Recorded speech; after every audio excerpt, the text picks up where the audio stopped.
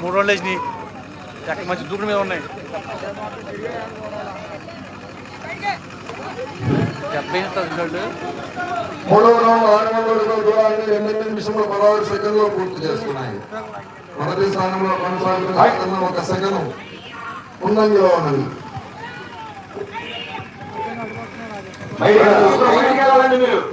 చూసుకుంటారు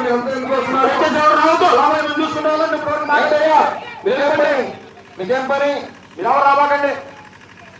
తిరగకపోతే అంటే మలిపేస్తాడు ఆయనే చూసుకోవాలి.